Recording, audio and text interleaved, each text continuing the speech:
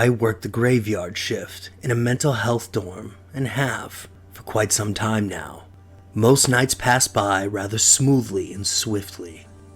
There have been a few instances where strange things have happened, such as schizophrenics succumbing to their delusions, or a client with bipolar disorder going completely ballistic. Situations like that don't happen too often. Surprisingly, this job isn't everything you'd imagine it to be. My overnights are rather routine.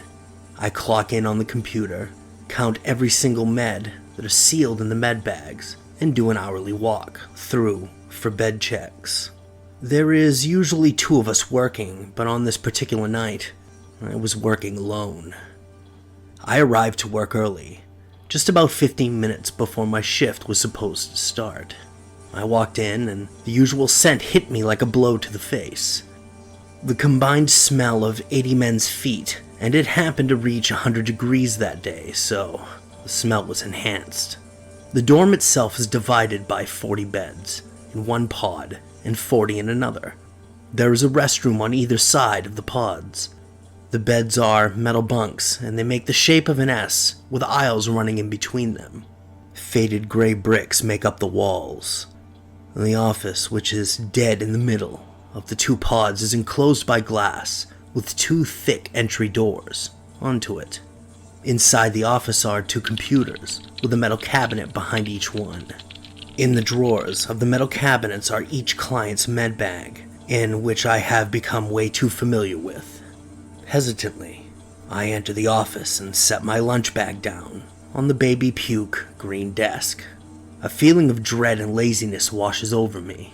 Suddenly, my motivation to perform my job is non-existent. That can be blamed on my coworker's text from earlier in the day, when he notified me he had fallen ill and wouldn't be in tonight, which means I'll be carrying the entire load. The previous shift mutters a report under their breath and scurries out of the office before I can ask them to repeat it. And I shake my head with disdain as I sit and position myself until I'm comfortable. The only light shining in the office is that from the desktop. I reach across and turn on the mini lamp, which stands on a box in the middle of the 2 computers. Its bright LED bulb lights up the area in which I sit. I commence to print out the client chart in preparation for my first walkthrough. I collect it from the printer and pull a flashlight out from one of the drawers on my way out of the office. I lock each side behind me. I turn on the rather bright flashlight and am swallowed up by the darkness as I move forward down the first row. The overhanging lights automatically turn off every night at 10, casting darkness in the dorm. As I shuffle past the first restroom, I hear what sounds like muffled gurgling. My mind enters a frenzy with several possibilities of what it could be. I react quickly and spring into action, swinging the curtain open, barging into the dimly lit restroom. The sound ceases. I go into the stall and find nothing. I go back through a second time to be sure I didn't miss anything, and still, nothing. I hurry to the next restroom thinking it's likely the sound may have carried from there. I search thoroughly and still come up empty. I leave the restroom, coming away with more questions and no answer. I know I hadn't imagined the sound. There has to be an explanation. After completing my round and discovering everyone is fast asleep, my curiosity peaks. It's late into the night now, and things have been relatively quiet up until this point, beside the loud snoring and occasional flatulence. I lazily lean back in my chair and rub my eyes, hoping my vision will come back into focus. A yawn escapes me as I stand to stretch myself awake. In front of me, the bathroom curtain swings open and a client swiftly disappears from around the corner. I grab the flashlight and follow in pursuit, thinking it's the one from earlier. I bolt around the corner and there's nobody there. Shining the light, I examine each bunk, but everyone's asleep. There are no signs of anyone just getting back into their bunk. I wait with anticipation at the end of the pod for any sign of movement. A few moments pass before I call it quits and start my return to the office. "Where are you going?" A faint, A raspy voice calls out from behind me. I turn and point the light down the aisle. "You should have watched after me!" The raspy voice is now filled with pain. That voice, I've heard it before, but I can't think of where. I walk toward it, trying to find who it is with the light. A partial silhouette of a shadow is cast on the wall. It moves away and loud footsteps against the concrete are audible. "Come back!" The angst in my voice is obvious as I chase them around the corner of the row. Like a bat out of hell, I turn the corner and there he is. I halt dead in my tracks. His posture is stiff and his back is turned toward me. The bathroom light from around the corner barely illuminates his appearance. He's just under 6 feet and appears emaciated. I move the light slowly up to his head. His shaggy brown hair is nearly shoulder length and has dirt sprinkled throughout it. "Turn around," I command boldly. He abides and turns, remaining stiff. His face crosses the light and he stops. "Impossible," I say with disbelief, blinking to be sure it's him. My attempt at blinking him away fails. He still remains, silently staring. I cautiously take a few steps forward, reassuring myself that this must be a new client who just looks like him. "Michael?" I ask hesitantly. Michael was a client of ours 2 months ago. On the night of the incident, I was working alone. The last time until tonight. When doing my rounds, I did a check of the restroom and found him unresponsive by the sink. My attempts at resuscitating him were unsuccessful.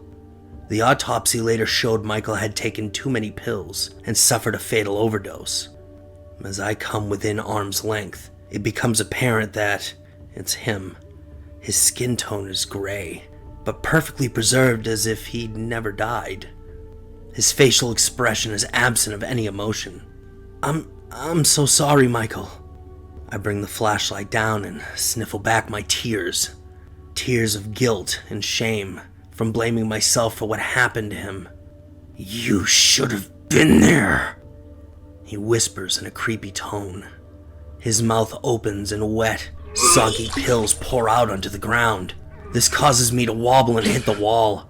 And I try to keep my balance but can't. With an unsteady stance, I collapse to the ground. Michael steps towards me, and I slide myself backward using my hands. The feeling in my legs has gone away, and I feel as if paralysis has settled in. I open my mouth to scream for help, but all that escapes me is a gasp. Something in my throat is causing me to gurgle as I choke. Michael puts his hand over my mouth, muffling my gurgling. I turn and pound the floor with open hands, dry heaving several times. I quickly stick my finger to the back of my throat, trying to force myself to vomit. And I hurl out whatever is causing me to choke. On the ground in front of me are dozens of pills mixed in with dinner that I had eaten earlier. Shaken up by what has occurred, I turn and Michael is gone. That next morning, I don't speak of the series of events that took place. Instead, I go and visit Michael's grave. I had never felt true sympathy until I experienced what he went through before dying. As I leave the cemetery and turn back to look towards his burial place, I see him, standing by, smiling. I don't know why, but he finally looks at peace. I am a horror movie junkie. Well, I was, until a few days ago when I had the most horrible experience. My love for horror movies started from a very young age. My parents had me in their late teens, and as such, they didn't monitor my movie consumption as attentively as most modern parents would recommend. By age 4, I'd seen a number of 80s slasher horrors, Nightmare on Elm Street standing out in particular, and by age 7, I had seen The Exorcist. So, to say that I have had some particularly bad horror movie-induced sleep nights would be putting it mildly. One time in particular, I had just seen Child's Play 2. I did not sleep for 2 nights straight. My older sister, who had stayed up with me watching the aforementioned movie, found it hilarious. My mom, on the other hand, not so much. My mom definitely tried to curb my movie-watching habit after that particular incident, but honestly, it just made watching horror films more forbidden, and so my appetite for them only grew. Little did I know that not even the worst my childhood imagination could conjure could prepare me for what happened a few nights ago. A few days ago, I was driving home from work when I saw a garage sale sign that caught my eye. There was nothing particularly out of the ordinary about the sign, it just caught my eye. Even though I desperately wanted to get home and get some well-deserved rest, I decided to check the place out. Who knows? I thought to myself, I might find something good. I ended up in the driveway of a pleasant-looking family who told me they were selling the stuff left behind by the old family while I was looking around. Everything was extremely cheap because of this, and so, when they told me I could take some VHS copies marked horror for $1, and I thought, why not? At worst, I imagined, it would be some old cheap horror films, the kind that tended to be so bad they were good. Honestly, a lot of B-horror movies are like that, and the price was good, so I thought little of taking them with me. Once I got home, I slumped on the couch, the stack of VHS copies next to me. I absolutely love watching horror movies in October, and I thought that maybe this year I would treat myself by starting a little early. I turned on the TV, made some popcorn, and popped in the first VHS movie I could grab into the dual VHS DVD player I had hooked up to the TV. What came on was a surprise. It was just images. Static images that would pop into frame for a few seconds, then static would come on, and then another image would come up. The first one was that of an atomic mushroom cloud. The second picture was of the planet, then the stars. And then it started to get slightly more disturbing. It showed a baby, and then it seemed like the kid was growing up. Every static image showed a slightly older version of what I assumed was supposed to be the same person. After the image of an old man came on, it showed them in what looked like an enclosed space, and each subsequent image was of the man decomposing. What the? I thought, as I saw the images flash by. Honestly, I was just bored as I was surprised. I hate this existential avant-garde type of filmmaking. It reeks of narcissism and self-importance, but for some reason, I couldn't stop watching. I mean, I wanted to, but even though I wanted to turn off the player, I felt powerless as I saw a female go through various stages of her life, as well as death and decomposition of a number of animals. When it was over, whatever power the film had over me lifted me as well, and I immediately took out the VHS and chucked it into the trash. That night, I tried to go to bed, but I couldn't stop thinking about that movie. Why I wasn't able to turn it off, even though I honestly didn't interest me too much. With this and many more questions in my mind, eventually sleep overcame me. It felt like I had just closed my eyes when I opened them again to a scratching sound.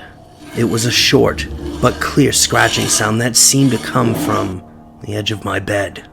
I don't have any pets, so there was no way it could be anything like that.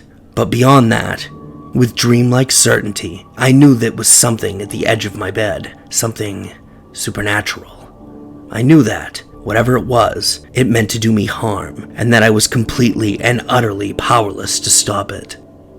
I saw two dark claws perch on my bed rest, as if the thing was about to raise itself, and that's when I bolted from my bed and made a run for it outside.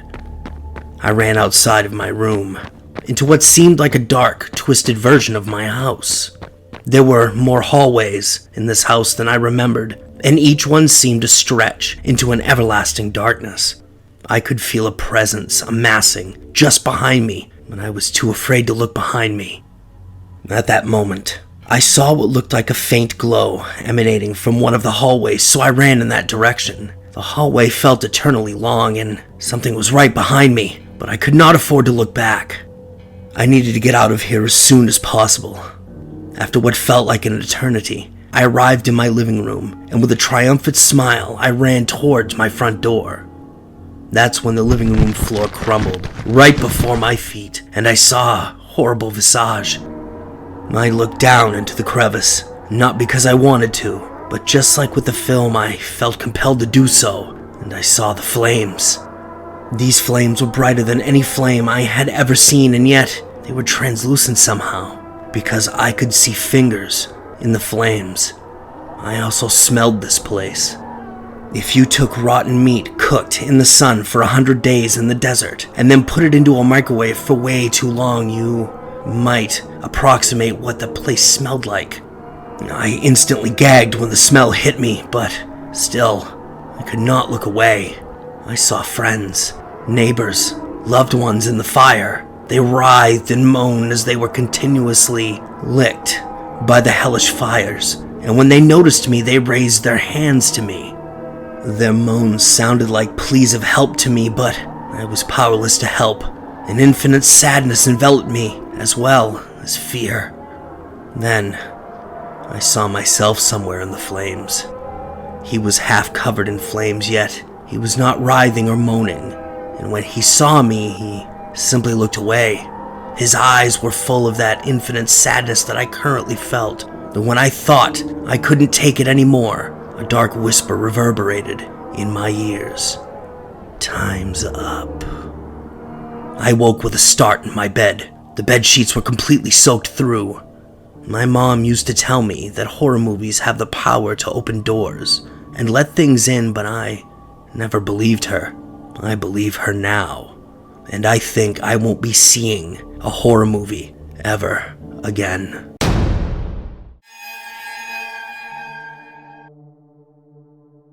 "What time you getting here?" I said, as I called my brother for the third time tonight. The boredom of being stuck inside at the weekend was sinking in. I'd been alone a lot recently, after tearing my meniscus a week prior.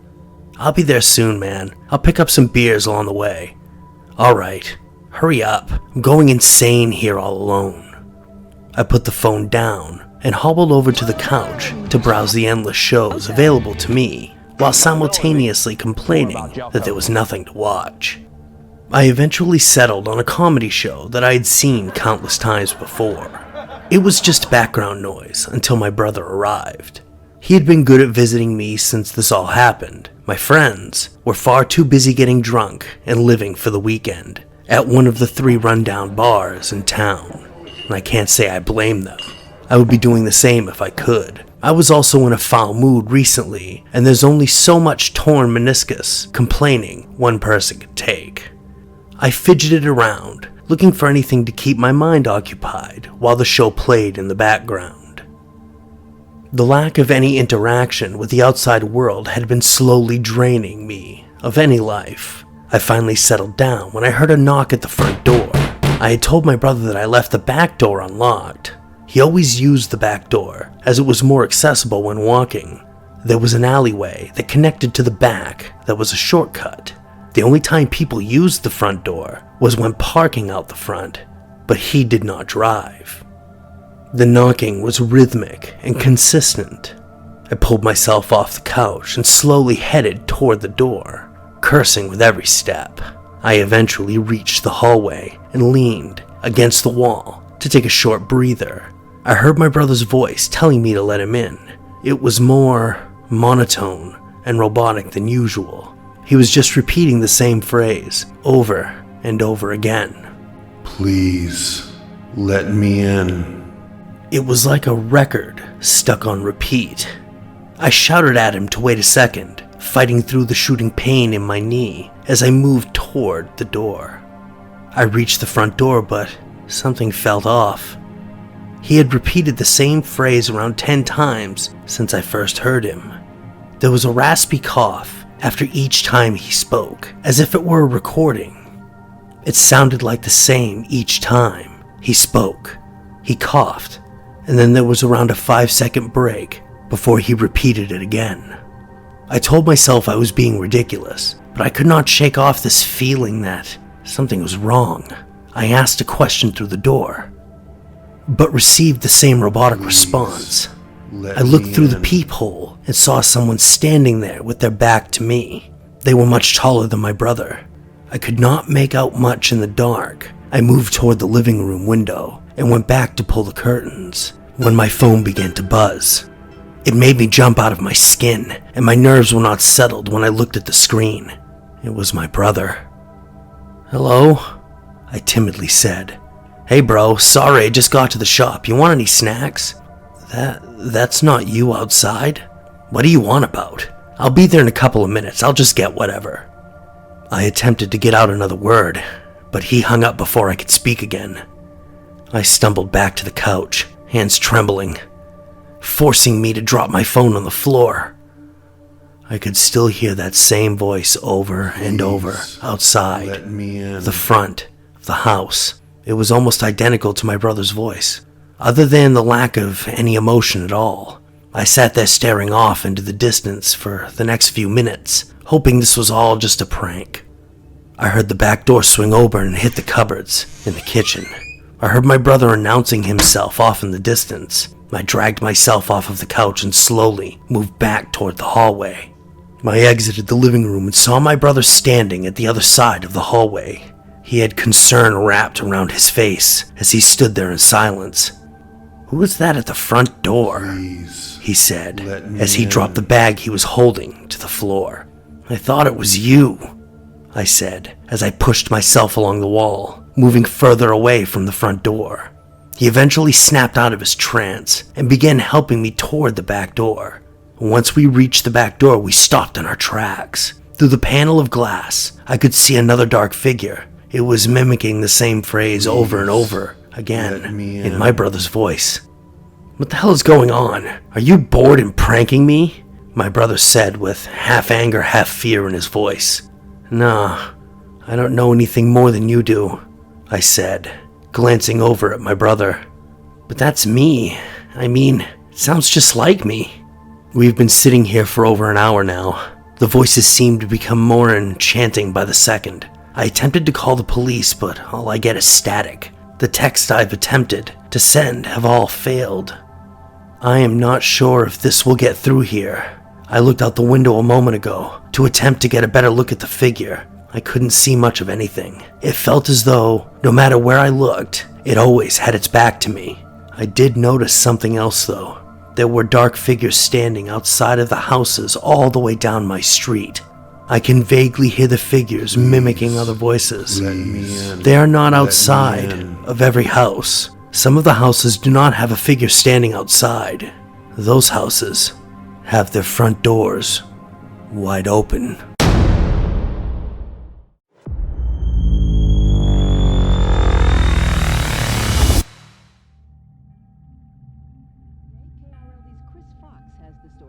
The television quietly droned on in the background as Lance committed felony assault to his keyboard. He pounded away like a man possessed, trying to keep up with the information his brain was mass-producing. He sipped on his steaming cup of Maxwell House. Coincidentally, he had the odd feeling he was living the comedy of Dante's Inferno.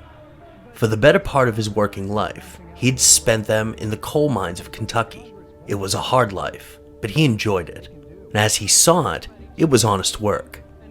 Because of bad voting choices, he found his job, along with many others, dry up. Having nothing to fall back on, he propelled himself into a different life by learning to code. The stupidity of social media had at least one good idea in it, he mused. As this was flowing through his mind, he picked his eyes up, looking at the television. Yet again, another divine comedy played itself out to the world.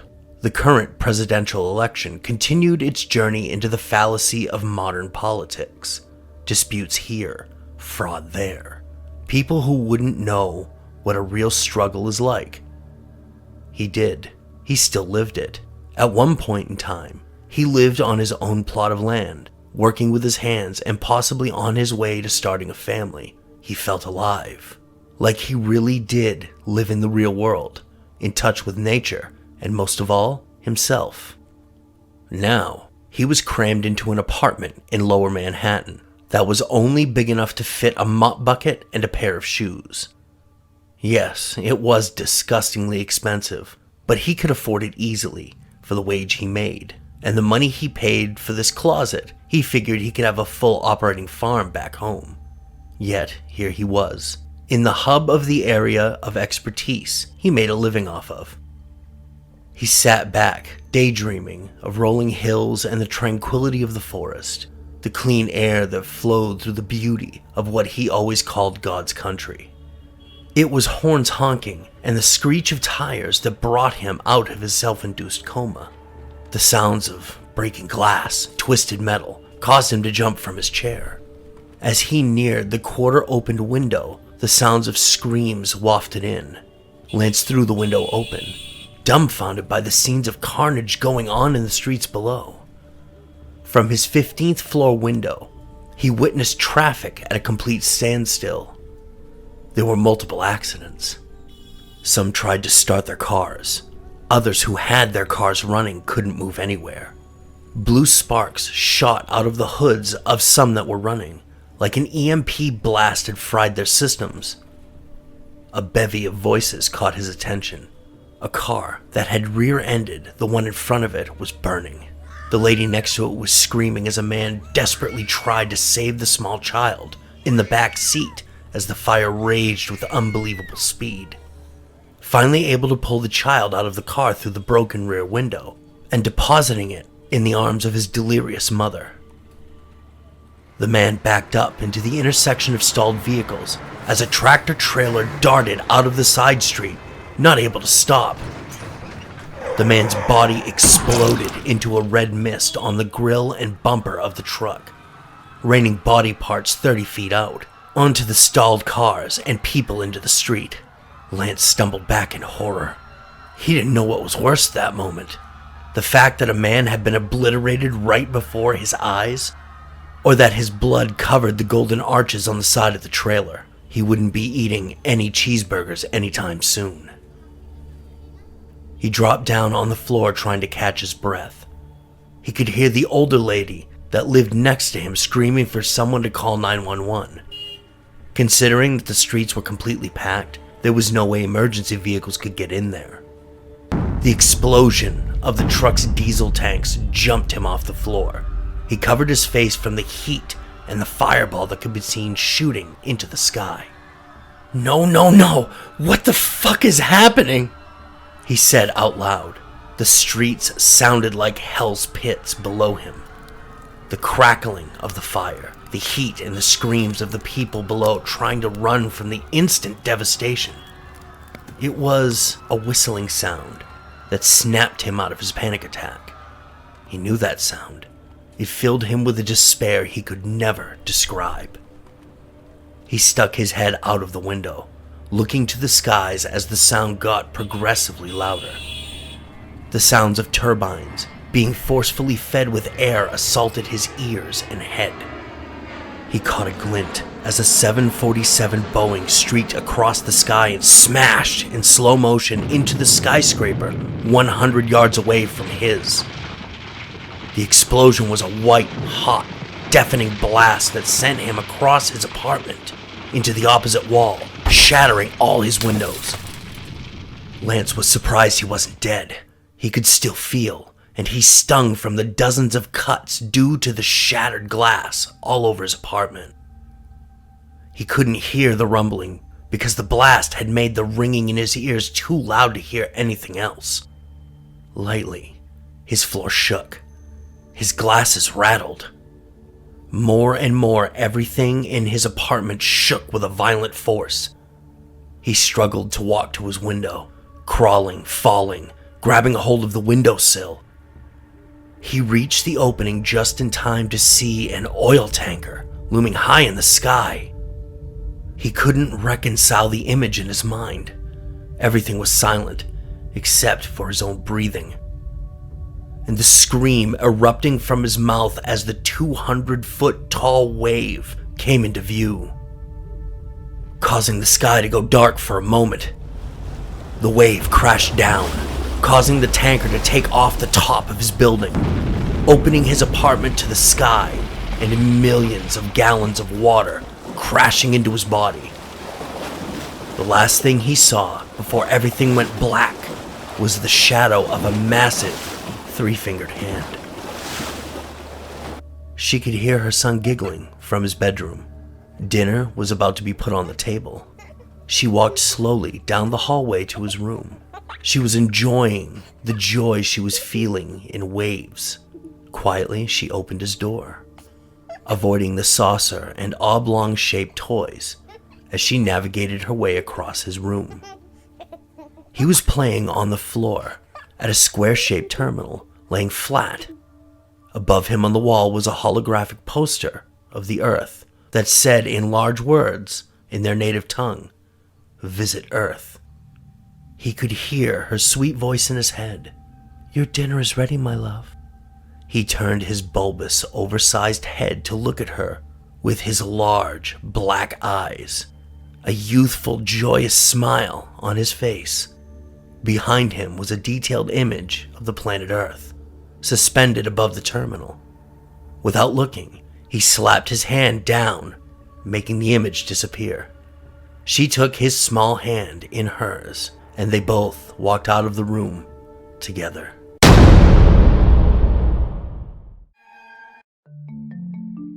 I've wanted to tell this story for a year now, but my boyfriend was against it. I would hope that after a year he'd be more lenient, but he still puts his foot down in regards to this. I don't care anymore. In the spirit of Halloween, I'm finally ready to tell the world what happened to us a year ago. Last October, our mutual friends decided to get married. Growing up in northern Maine, many of the young marriages resulted from being high school sweethearts, and this upcoming marriage was no different. We had all gone to high school with each other, and then drifted apart once we left for college, but somehow, our paths kept crossing throughout the years, and we remained close. The wedding was set in a town much further than where we lived, and I had only ever heard of it once, Islesboro, Maine. This is not a town where people go to relax. It's a town that you might stumble upon while going to the town you want to relax in. I had caught the travel bug a couple of years ago when I went backpacking across Europe, and ever since then, I looked for adventures in every nook and cranny of a town. And this, well, it was perfect for it. We decided to arrive 2 days earlier so that we could explore. The town was accessible by ferry, so we were able to rent a car once we arrived. My boyfriend, Tom, calls it a drive-through in a blink town. You drive through the town, and by the time you blink, you've already left it, is how he explains. And he was right. The town was very small. The population looked like Central Maine's population in the 1800s. Many of the houses were run down, foreclosure signs stuck on their untamed lawns. For every foreclosed house, there was one house standing in the midst of it, hoping that the owners would redeem it. Before that, too, went into foreclosure. Taking my phone out of my pocket, I began to take videos as we were driving. I am a graduate film student, and while my degree didn't get me a job in the film industry, I still like to document things and put them together in videos just for my personal collection.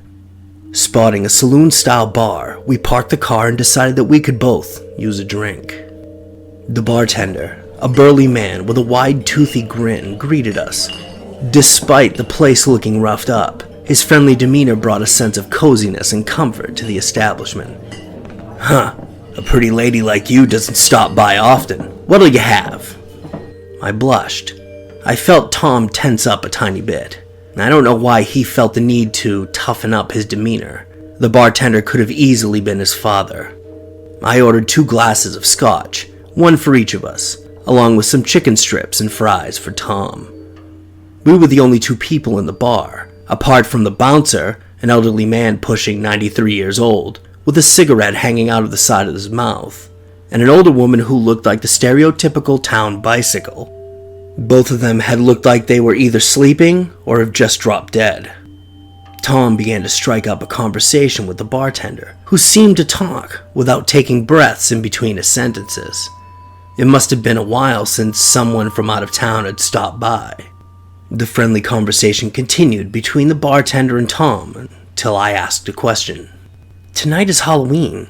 Where are all the decorations?" I paused before continuing. "Does your town not celebrate Halloween or something?" I asked, laughing to make it seem less serious. The wrinkles in his forehead deepened, his expression solemn. "No, we actually don't." And I was mid-laugh before I realized he was serious. "Oh," I said quickly, shutting up. I could feel my face going red from embarrassment. He poured Tom another drink, the liquid pouring over the ice cubes, a perfect swirl before it hit the bottom of the glass to settle. The bartender looked solemn as he spoke. "This town was built on top of a colony, and I'm sure you kids will know about Mr. Manson and how he wanted to start a murder colony." I bit my tongue, knowing that if I were to correct him with facts, it would have been a bad idea. "Well, he must have gotten the idea from our town here. The colony had a woman in charge that had magical powers. They said she could charm a snake with just a look. She was the devil, I tell ya. She sold her soul to the devil to stay in charge, and every year on Halloween, she would sacrifice 3 children. He paused, looking down as if saying the next part pained him. "She would hang them up on the porch steps where their mother and father slept, like some goddamn Halloween decorations. Eventually someone killed her, but not before she took 3 more lives that night." And I let out a long sigh. "How many children were sacrificed in total?" "Hundreds," he said, slamming his fist down. We had left the bar feeling uneasy, and while it could have been from the drinks, it was more from the story we had just heard. The motel we were staying in was a 1-story, with all the windows facing the main dirt road. We had wanted to spend the rest of the afternoon exploring, but Tom was still feeling uneasy and was convinced he had caught some sort of stomach bug while at the bar. I rolled over in bed, ignoring the sounds of him vomiting, the splattering of puke echoing in the bathroom. A yellow-orange light peered through the curtains, and I let out an annoyed sigh. "Tom, you left the lights on in the car." His response was another retching sound, following the sounds of liquid splashing in the toilet bowl. Throwing the covers off of me, I slipped into the cardigan I had draped over the night table beside the bed. The carpeted floor made the soles of my feet hurt, and I didn't want to imagine what sorts of things were lying in the fibers of the carpet. As my hand turned the knob, I noticed the lights beginning to get brighter, as if the high beams were on. I opened the door. A gasp caught in my throat. There, on the front of our door, hung a noose. The rope had been used many times, and I could have sworn there were specks of blood on it. I pulled the noose down, but it wouldn't budge. Pushing it out of my way, I looked at where the car was parked. Tom didn't leave the car light on. The light was coming from eyes. The eyes of 100 children or so in front of the motel. As they got closer, I could see their necks were at odd angles, as if they were all snapped. Some even looked detached, with strings of muscle trying to hold everything together. Slamming the door shut, I leaned my back against the door. "Tom! Tom!" I continued to shout, but his only replies were the deep snores coming from the bathroom door. I closed the curtains tight and bolted the door. I could hear them circling the motel, tapping their weapons on the doors and the windows, occasionally saying, "Trick or treat, trick or treat. If you don't have a treat for us, we will go away." The rhyme was being chanted. At one point it almost sounded like a song. I held my head in my hands, praying this was some prank by the local kids. Minutes passed by like hours. The hours felt like an eternity. The sun rose in the early hours and silence followed. At first, I thought my mind was playing tricks on me, but there it was, the sweet sound of silence. Slowly getting up, I peered out the window. Nobody was there. Unbolting the door, I opened it just enough to see if there was anything on the front step. Even the noose was gone. We packed up our things immediately and sped out of town. I did not want to spend 1 extra minute there. Fuck the wedding. Back at home, I replayed the events in my mind, which was usually followed by restless nights. I didn't understand why they came for us for a sacrifice. According to the bartender, they only sacrifice children. On my third restless night, the chime of my phone caught my attention. My period tracking app had an alert. 17 days late.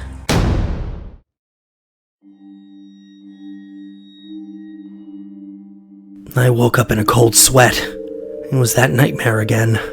It was bad. I got up and walked over to my desk. It's a cherry wood with some gold inlaid. Just a short walk from my bed, as I live in a loft apartment. A few chairs, my bed, and a TV. Just average, but it's where I lay my head at night. It's home. I dug through my desk looking for a bottle of sour mash I kept there. It's the only thing that gets me through these nights. Every night. And ever since that night, 5 years ago. When I met her, I was a laborer on a construction site. She was so sexy, her legs were as long as the summer days. But her body wasn't the only thing that drew me to her. Her eyes mesmerized me. They were an odd color blue, and they seemed to change color depending on her mood.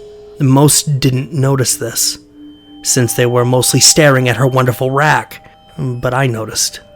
Now, this is a bit of a story, so I'll get to the point. The night in question. And by this time, we had been dating for a short time. We were hanging out over at her place, and I was in the kitchen and drinking from a bottle of vodka.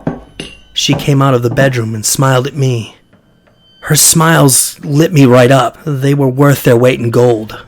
She took the bottle from me and took a hard swig. And then she asked me if I wanted to see something she would like to share with me. I, of course, said yes. I was pissed drunk by this point, so I was game for anything. She took a handkerchief and blindfolded me, then led me out the back door to the woods behind her house. We walked a few minutes in, and I could feel some heat and hear the crackling of a fire. She sat me down in a chair. I felt her tie me to the arms of the chair. Now, in the time I spent with her, I'd seen her do some strange things, so I wasn't worried at this point. And I figured we were going to have a crazy, sexy time in the woods. It's when I hear the chanting that made me nervous. When she didn't respond to my questions, I started to struggle. My bonds were tight. I fell over on my side, breaking the chair.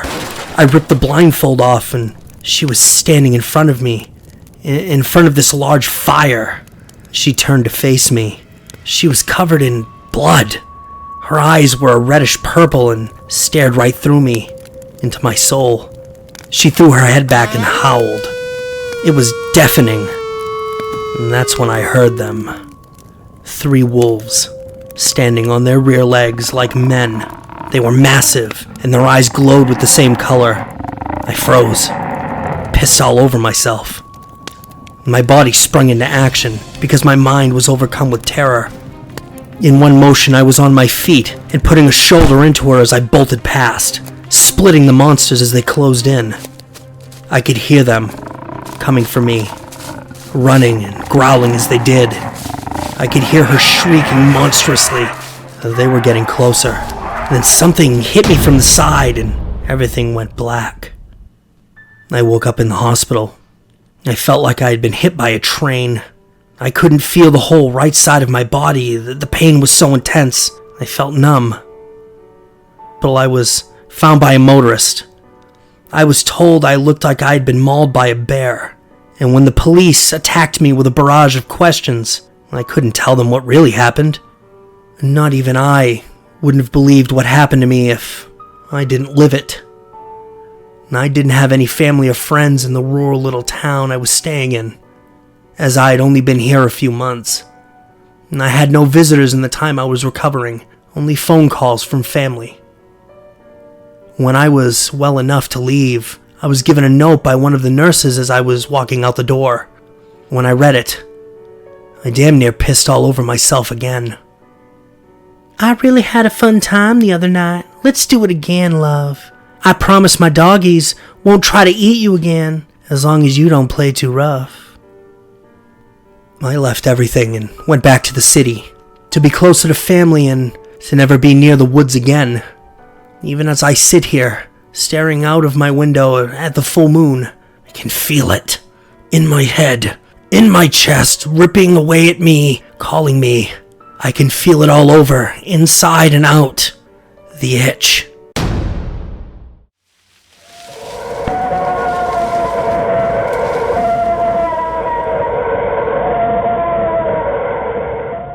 My name is Sally, not my real name. Back in 1986, when I was 15, my father was a state trooper in the Deep South. I do not want to disclose the state because my father was a well-known and well-respected peace officer in his day. He was assigned to a rural outpost and was responsible for hundreds of miles of state highway, covering a lot of hills and forested areas. So my mother and father decided to rent a small house, more like a wooden shack, nearby his highway patrol station, rather than live in the city and have Dad come home every other week. The house was off the main highway, and at the end of an old logging road. The house was surrounded by deep, dark woods on all three sides. The nearest neighbors were miles away from us on either side. We were out in the middle of nowhere. It was an old, one-story, wooden two-bedroom house, not as nice or sturdy as a log cabin. In back of the house was a small, standalone, narrow wooden structure. The landlord said it was built as a small barn, but could be used to store the car, a sort of makeshift garage. The house was not much to look at, but the price was right for my dad. Cheap. This house was so far off the beaten path that we did not have telephone service. My dad left my mother and I with a walkie-talkie tuned into the state police band in case of an emergency. The house barely had any lights and running water. Everything seemed to be broken or on the verge of breaking down. We also had no trash pickup, so we either had to burn our trash or take it to the town dump. My dad decided not to burn our trash to prevent the possibility of a forest fire. My father would be gone most nights and get back around 6 in the morning. My mom and I fell into the habit of sleeping together in my parents' bedroom because my mother did not like sleeping alone.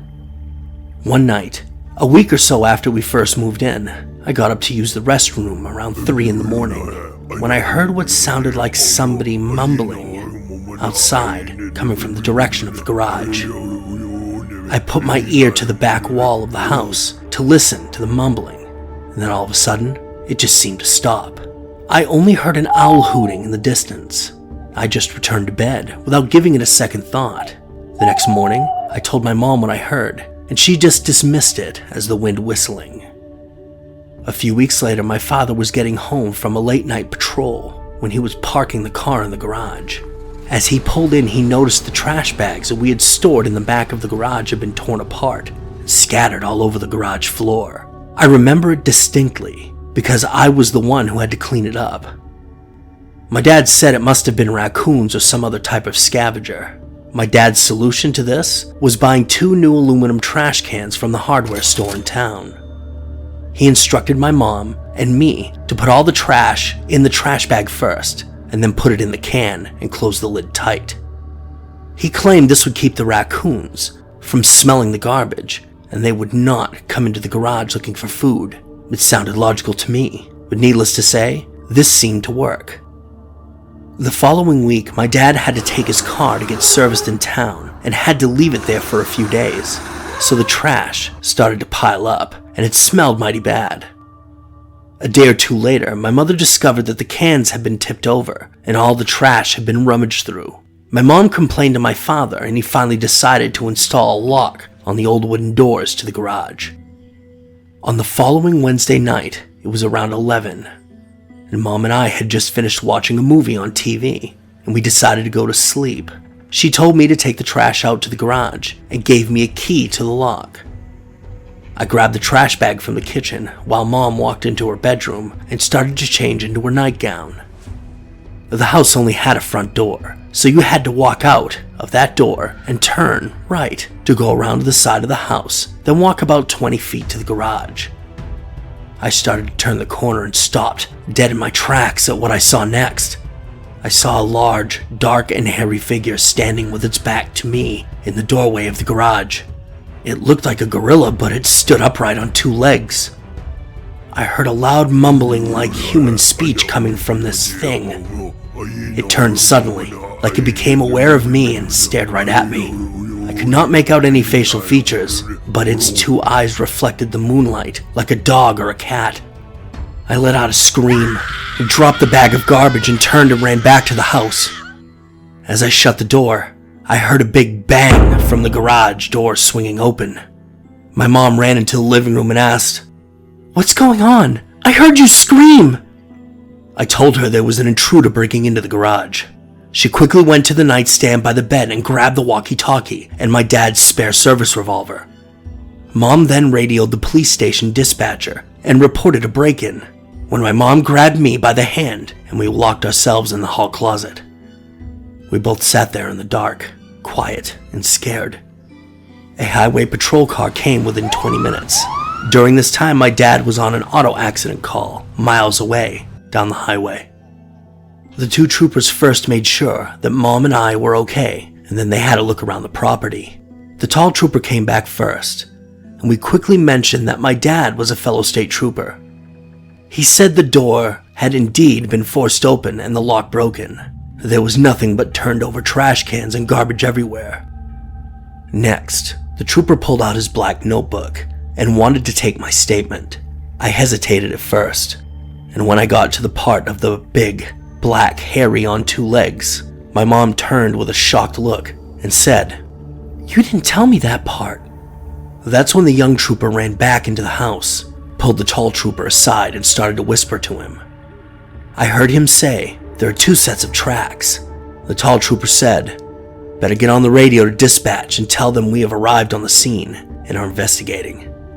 The young trooper ran back outside to use the car radio. The tall trooper sat us down and said he officially was not supposed to tell us this, but since my dad was a trooper assigned to the area, he thinks we should know the truth. "This is probably a Bigfoot, looking for food. Y'all know what Bigfoot is?"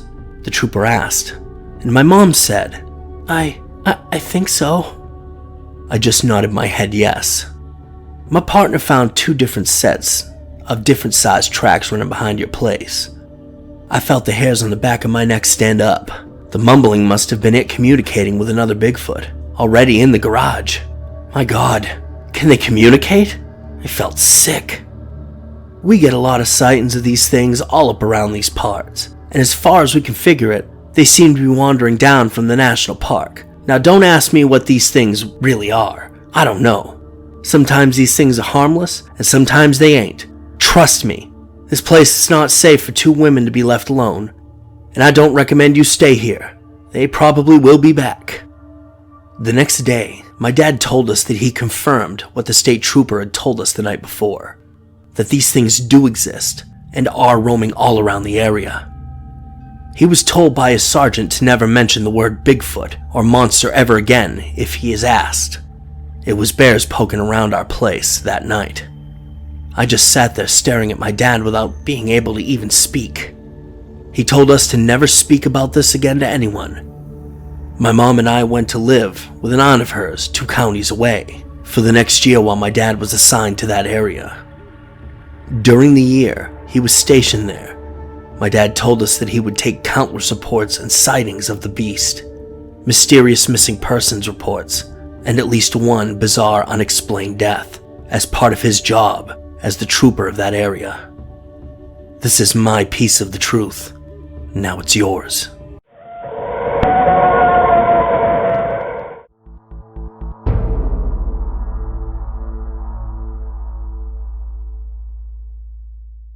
Before I get into my very first experience involving an Ouija board, I would like to state 2 things. I have learned that my house is apparently infested with snakes. To be more specific, I live near a field and usually have mice come into my house during the winter. This year, there weren't any mice, and I didn't think much of it. I simply thought the mouse traps that I had put out worked well enough and scared the mice off. I was very, very wrong though, and you will learn how so later in this post. I like doing paranormal and occult experiments. This is just one, and the most recent experience that I will be sharing today With that being said, I did not mean for any of what I am about to tell you to happen. I did not go out of my way and look for anything to summon or purposely put myself into a negative situation. This was simply another one of my experiments, and I do not recommend anyone doing this for themselves. It all started off quite calmly and casual. A week before my friend Jack came to visit me from out of town, I bought an Ouija board. Jack and I were discussing what we'd do when he came into town, and since we both like spooky things, I told him of my purchase and asked if he'd like to use the board with me once he came to my house, and he said yes. The following days before Jack came, I did a tremendous amount of research about how to use an Ouija board properly. I looked everywhere online, from the Zozo YouTube videos to the edgy side of Tumblr. I felt as though I was now very knowledgeable in my findings. It all seemed simple enough, even though I knew the majority of it was hellishly fake. When the day finally arrived for Jack to come over, I made where we'd host our session as comfortable as I could. I placed pillows on the ground, had candles surrounding us since we wanted to do this in the dark, and set up a camera and a microphone to document the session. I wanted to make sure both of us weren't anxious or scared, so before Jack and I went into my dining room, I made sure to explain the etiquette of the game and that it was important for us not to offend the entities we talked to or leave the planchette on the board without one of our hands on it. We started at midnight. The candles dimly lit the board and our faces. It felt as though we were in one of those cheesy, scary movies. Jack and I gave each other a quick embrace before placing our fingers lightly on the planchette, taking a moment before whatever should happen next. Both of us knew and had heard of the many horror stories and the warnings and tales to teach you one important thing. Do not play with a Ouija board, the devil's toy, an evil and demonic thing, or rather something to simply scare you. Once our fingers were pressing lightly on the milky white planchette, I asked if there was anyone there. The planchette stood still. Jack spoke up and asked if anyone was in the house except us. And still, the planchette stood still. Jack started to laugh and put his hands away from the board. I reminded him of the rules and he placed his hands back down and then asked, "Do you not like us?" To both of our surprises, the planchette began to move. It slowly but surely made its way up to the yes marking on the board.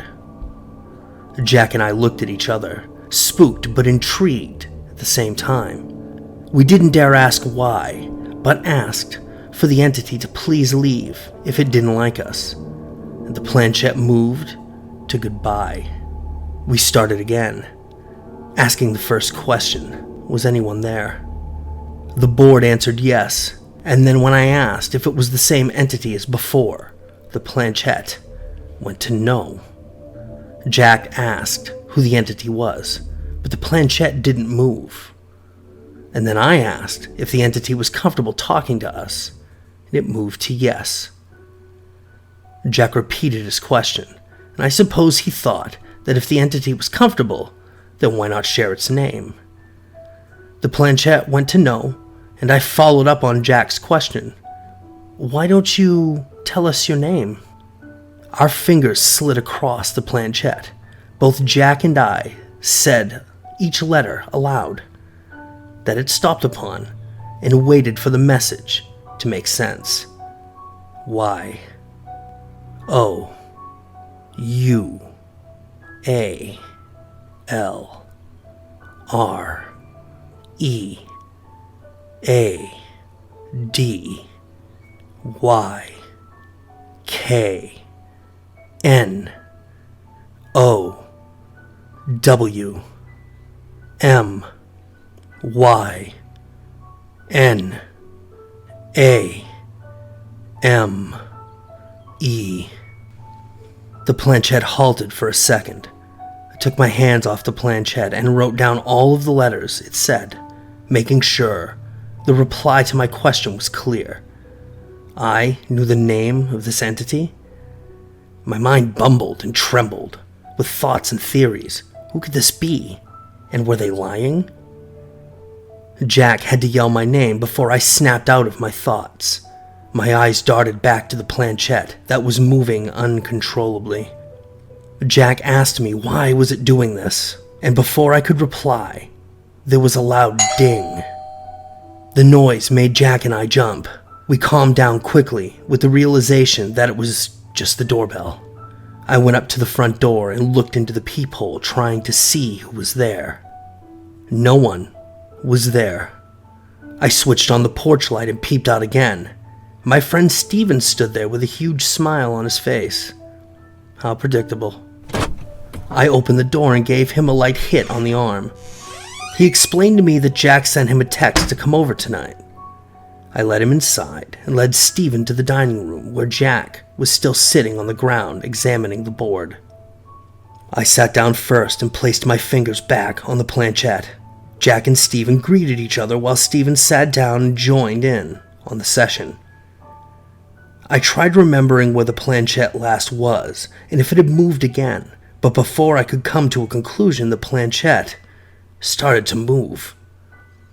H, E, L, L, O. We all said hello in return. I felt Steven was eager to ask a question. He looked at me as if trying to beg me for permission. I nodded to him and mumbled soft yes. Steven's eyes grew big with excitement. He took his time before fully saying his question for the entity that greeted us all. How did you die? I yelped his name, knowing that was disrespectful. Don't ask that kind of stuff. I immediately started to apologize to the entity, stating that it did not have to answer and we didn't mean any harm. The planchette shook for a moment, then glided smoothly to each letter without a mistake. S, N, A, K, E. Snake? Now you may think about what I told you earlier, how I learned my house is infested with snakes, yes? And maybe you're thinking that a snake will jump out at any second, biting one of us, or claiming the board as its own. No, I'm sorry to disappoint you, but that's not what happened in the slightest bit. The planchette moved to goodbye, and the session ended there. But the experience did not. Later on in the week, after Jack had left from his visit, I started to think about the session and what the entity had said to me. I knew its name, and they died by a snake. I tried finding out if anyone in my family had died from a snake, but there were no signs or evidence to prove there was. I began to think nothing of the experience and concluded that the entity was lying. But to my surprise, a month later, my house is infested with corn snakes. They had been eating the mice from the fields, and since the mice liked to stay in my house, the snakes did too. It reminded me of what the entity said, and of course that should be obvious. But something I can't explain is what I am about to tell you next. I had to stay with a neighbor of mine since I didn't want to be in the house filled with snakes, and it seemed like they could have used the company since recently her husband had died. We were talking one morning about the corn snakes in my house, and she made a comment, and I will never forget. Those damn snakes. Did I tell you that's how my husband went?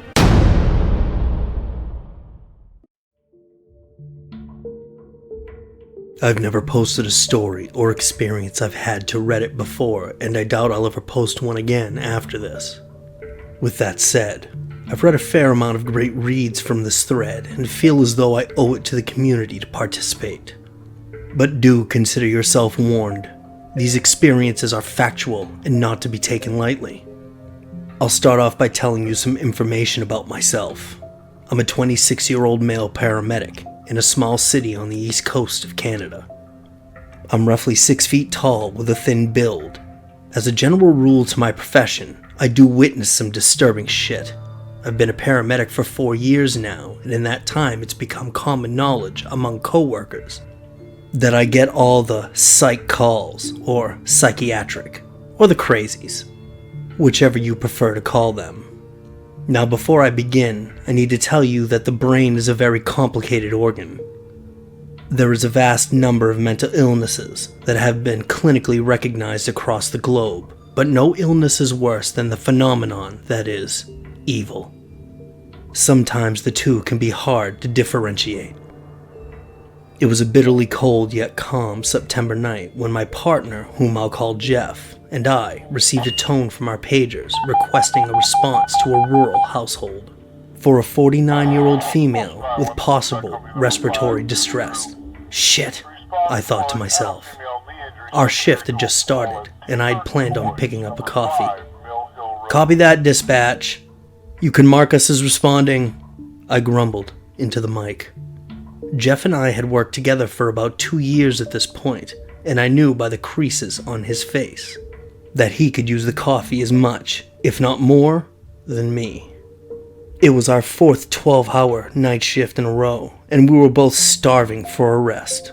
I shrugged it off and adjusted myself into the attending seat of the ambulance while Jeff hit the lights and began to drive. FYI, paramedics in my city are trained to equal skill levels, and we simply switch back and forth between who attends the call and who drives throughout the course of our shifts. After a 9-minute drive, on what seemed to be the shittiest road on this side of the continent, we finally arrived at our destination. With the very low traffic volume in the area, we had switched the siren off and simply kept the outer ambulance lights flashing. Jeff gave me a playful wink accompanied by a "go get 'em, lifesaver." I'm sure I gave him the exhausted look as I sarcastically popped up my middle finger and slid out the passenger side door. Our destination was an old white Victorian-style household that would have been completely covered by a blanket of darkness if not for the yellow light illuminating from the home within. What began to unsettle me was the sheer darkness and void of the long driveway that lay beneath my feet, leading up to at least 30 meters to the household patio. Matched with the darkness of the sky and seemingly missing glare of the moon, there was just something sinister. I don't know how to explain it. Stones and dirt from beneath my feet crunched as I made my way to the side door of the ambulance. By the time I had thrown the defibrillator, also used to monitor vital signs, strap over my shoulder, Jeff had joined me at the side and grabbed our medication bag and oxygen equipment. I gave him a quick thanks, and we were on our way. As we approached closer to the patio, a deep voice became more and more audible. I couldn't make out anything that was being said, but there was no mistaking the tone. The person was agitated. I remember thinking to myself how strange this was, considering most people tend to panic when they begin to lose control over their breathing. I shot a look at Jeff, who seemed to be questioning the situation as well. Someone could be in trouble, though. I proceeded to make my way toward the house, the voice growing clearer as the gap between us shortened, until my boot met the first step of the patio. It was at this point the two voices could be heard. "You're a fucking shit crazy cunt, you know that?" "Fuck you will. They know you. They know you, and they'll slit your fucking throat and feed them to your children!"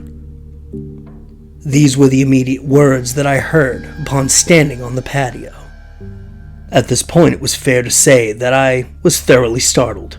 What was the strangest yet was the second voice, which I was soon to find out was female, almost sounded inhuman, as though she was speaking in an abnormally high-pitched voice through clenched teeth.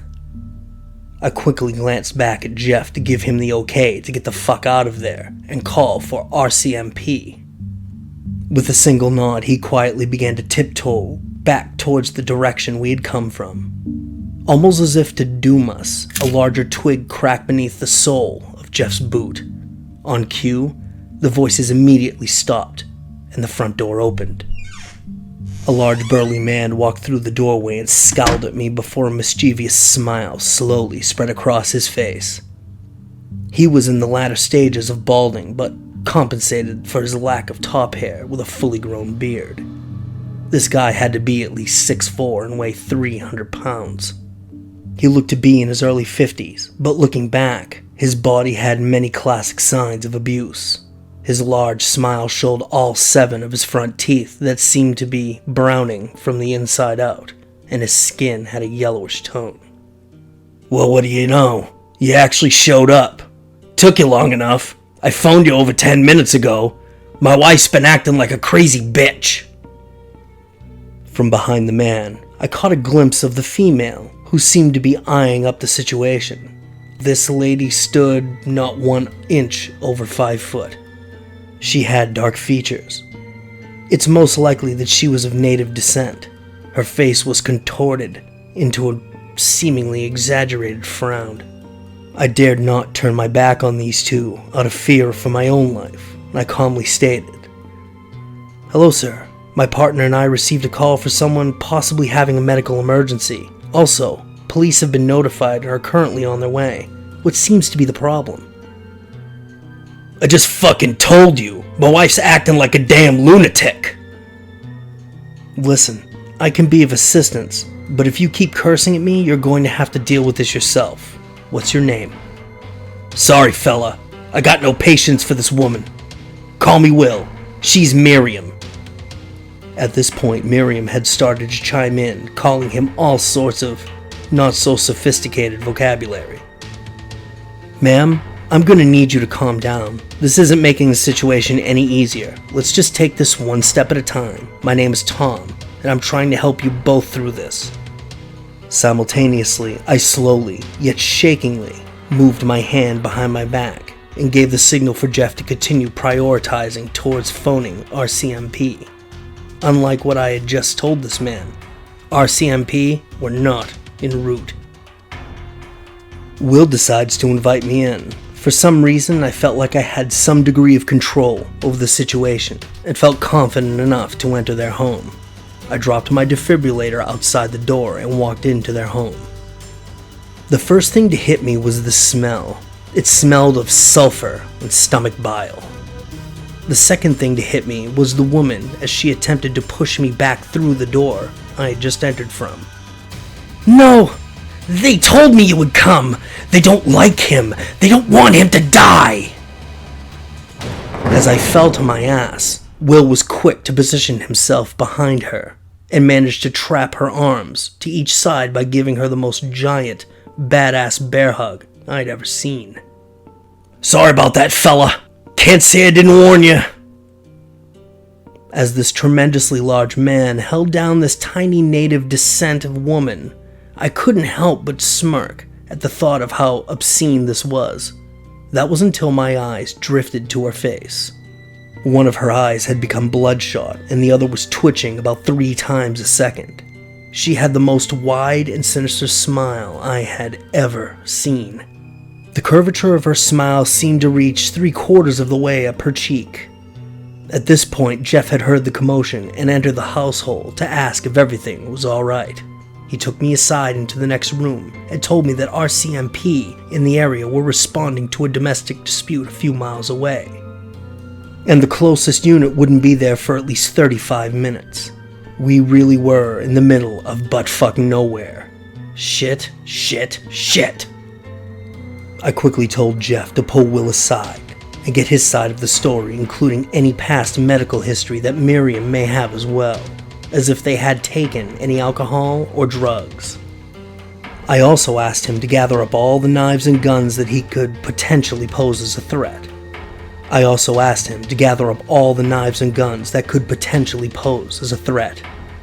By the time Jeff and I re-entered the room, there was a noticeable change in the atmosphere. Miriam's sinister smile had faded into a rather charismatic and charming smile. Despite this being creepy, I was relieved to see that her episode of mania seemed to be gone for the moment. As Will and Jeff searched around the house, I decided to stay alone with Miriam, seeing as there were no weapons in sight. Surprisingly, Miriam felt confident, opening up to me. The following is, roughly, our conversation. I began to feel unsafe in my home about 3 days or so ago. I was sitting in my chair.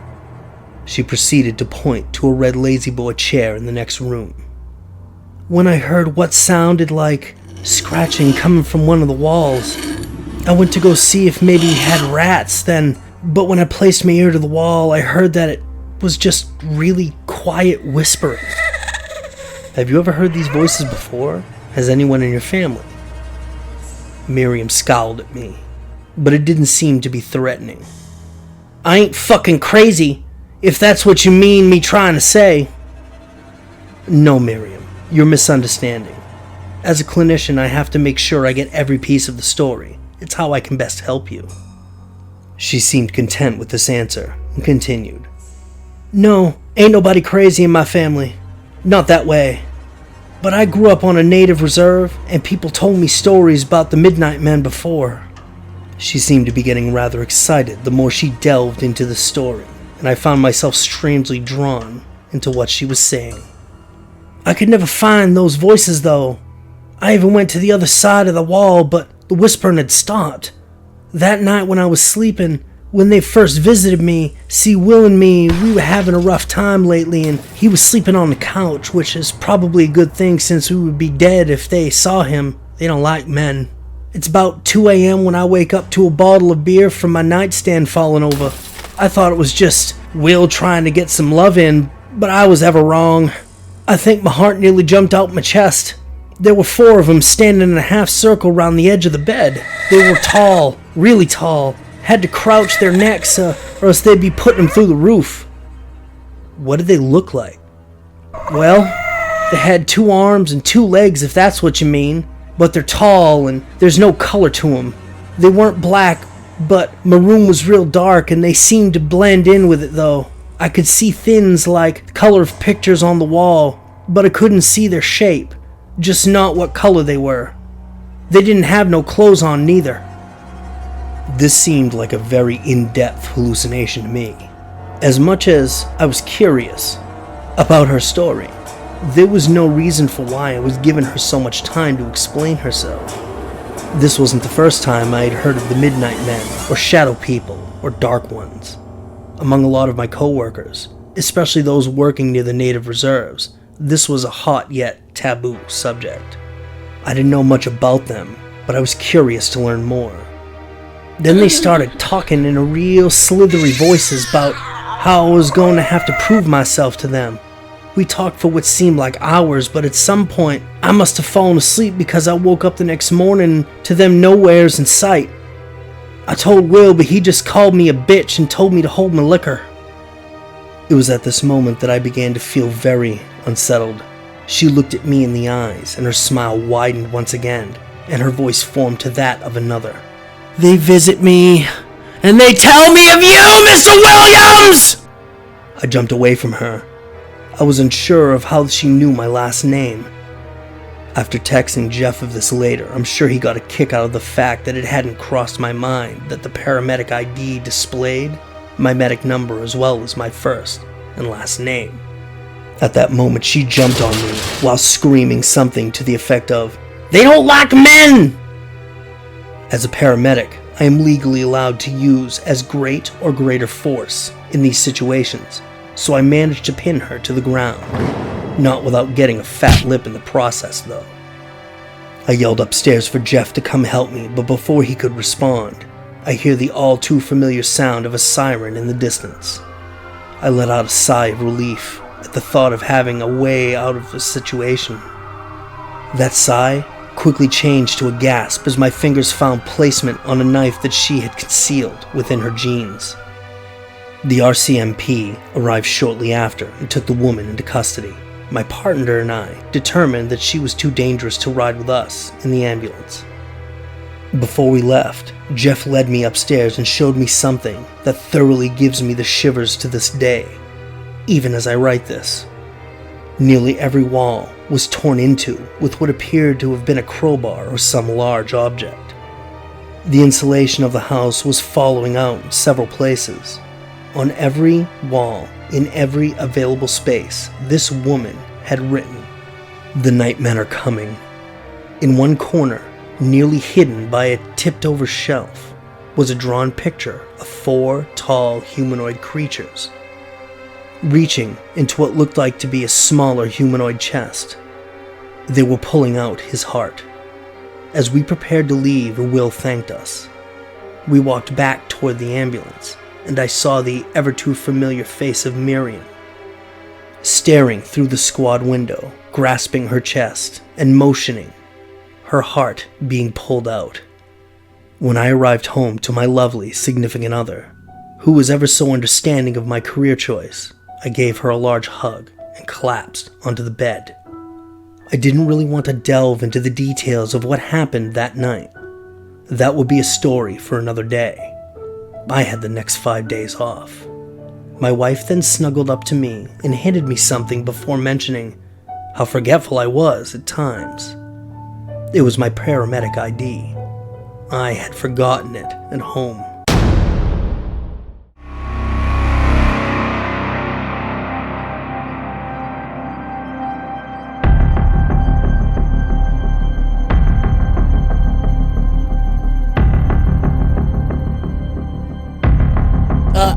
Wait a minute. Yeah, wait. Whoopsie daisy. Hold up.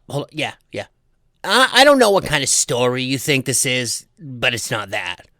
This story starts with 2 large pizzas. A double pepperoni and a Hawaiian.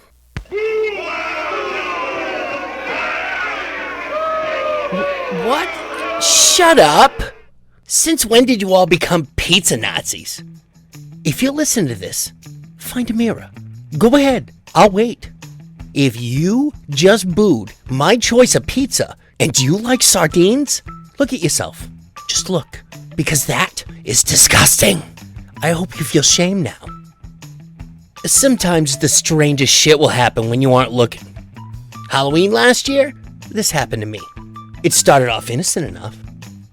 I got totally hammered one Saturday night. Like Mr. Jose Cuervo hit me in the head with a baseball bat hammered. Apparently, I ordered 2 large pizzas from Domino's through the app they had. Oh, you don't know what Domino's Pizza is? It's a shitty pizza chain from the town I live in. I get a call from dear old mom the next morning, way too early, I might add, asking me why there are 2 pizzas sitting on a picnic table. So, what? You want to know about my parents? What are you, a Fed? Okay, I live next to my mom and dad. They're older, I help take care of them. Oh, and you're gonna love this. We even share a yard. Oh, absolutely scandalous. You happy now? So I can get back to the story. Oh, okay, good. I'm glad I could clear that up for you. Now, if you wouldn't mind shutting up, so I can go on. Now, some might look at me funny for doing this, and I ain't asking. I just cleaned out all of my trash barrels. So I didn't want to put these pizzas in my nice clean barrels. So I buried them in the yard. That's right. Dug a hole, put them in the ground, while I played taps on my phone, because I'm a classy broad. So it was just myself and Noodles, sharing a tender moment together.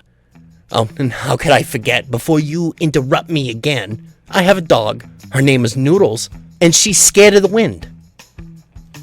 A week or so goes by, and it's Halloween night. I'm at my parents' house, having a pot roast. Everything was going beautiful, until my dad decides he wants to get into the spirit of the night. Anyone want to hear a scary story set here, in this yard? My mother and I just looked at each other for a moment. No, I don't. But he decided he was gonna go on anyway. Well, there was a story told to me about this very land our houses sit on. A tale dating back to the 1700s. In the middle of the yard here, there was a large, wide oak. Legend has it, there was a woman who was rumored to be a witch. She was trying to cause the new village of settlers to fight with the Indians in the area. Once the chief found out what she was doing and the trouble she had caused, the chief ordered her to be hung from the large tree in the middle of the village, the same one that used to be in this yard. She cursed the settlers, the natives, and the land. Your wheat, your cattle, your milk-bearing sows will die. Your food will rot. It will turn to ashes in your mouth. You will be cursed forever. That was the dumbest thing I have ever heard. How long did it take you to make that one up? I didn't. Your Uncle Tommy and Aunt Lulu told me. She was researching the area and came across this old story. Uncle Tommy and Aunt Lulu? You mean the two geniuses that bought a hot dog cart and sold meth out of it on Main Street? Fucking meth dogs, Dad. Let that sink in. I couldn't anymore. All I could do was chuckle to myself. I threw Noodles a piece of pot roast and got up and helped the old lady clean up. Said goodnight to the parents, and Noodles and I headed out across the yard. She started sniffing around like she had to go.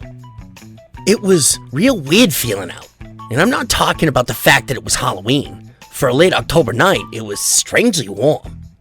So I stayed out, looking up at the big full moon above me. All the stars were out. It was a beautiful May night. It took me a few moments to realize Noodles was sniffing around the ground where I buried the pizzas. So I shooed her off, let her go do her business. I couldn't take my eyes off that spot. It had this strange glow.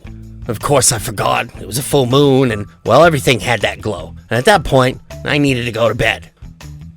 Noodles, hurry up and go. I'll unlock the doggy door.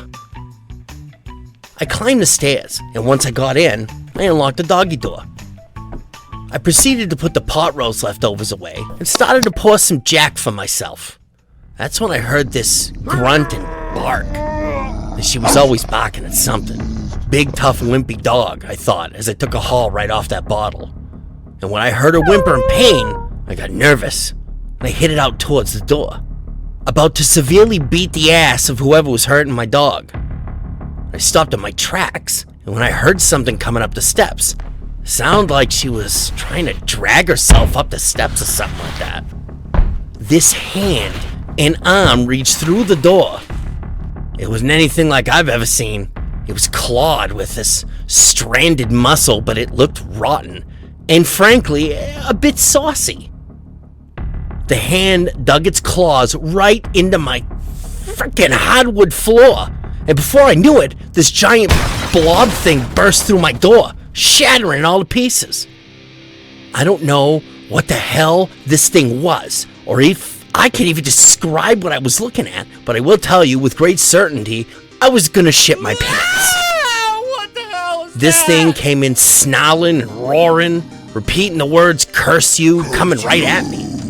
This blob had two arms, a round body that came to a point, and it dragged itself across my floor like a goddamn cheetah.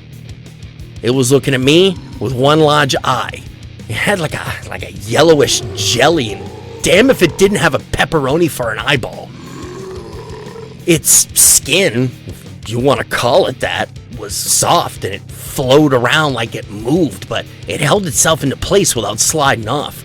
I mean, Jesus, it looked like a rotting pizza blob monster thing.